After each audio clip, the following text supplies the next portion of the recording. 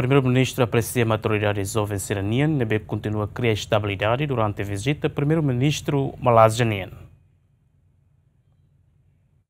Primeiro-Ministro Karela Gusmão, quinta-feira, ao encontro semanal com o Presidente da República, Zé Mazorta, onde apresenta serviço governiano numa escolha com uma visita Primeiro-Ministro malasiano. E a oportunidade né, a Xanana aprecia, não congratula a juventude síria e a Timor-Leste, e a capital dele também colabora ao governo, e parte de segurança união, onde mantém a estabilidade durante a visita Primeiro-Ministro Malásia, Anwar Ibrahim, ou delegação.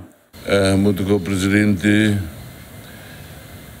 russo de atu foi a preço bota talvez ba sociedade tomac dililaran tomac não jovem Sira também e Loron Rua visita primeiro-ministro Dato Sri Anwar Ibrahim Timor botou lá o capaz de talvez ordem Curia tudo que e de Estado de Direito Democrático lá do NE.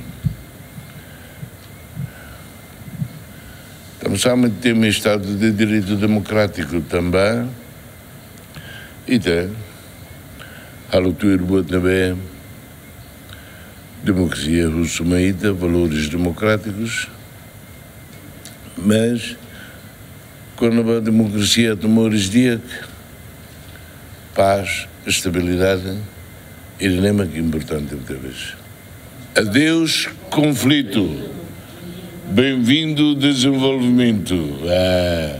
Primeiro-Ministro Malásia, a delegação visita Timor-Leste, o Ronur Sentolo, Ronur Singhat Fulane, também é um convite o Presidente da República, Zé Mazorta, no Primeiro-Ministro, Karela Gusmão, o objetivo é a troca noi, com a preparação da adesão formal Timor-Leste Niambasian, que se realiza e a Ronur Senen Fulan Outubro e a Kuala Lumpur, Malásia. Não temos atualmente relação bilateral, na cooperação econômica, social, no cultural entre Timor-Leste e Malásia e a futuro.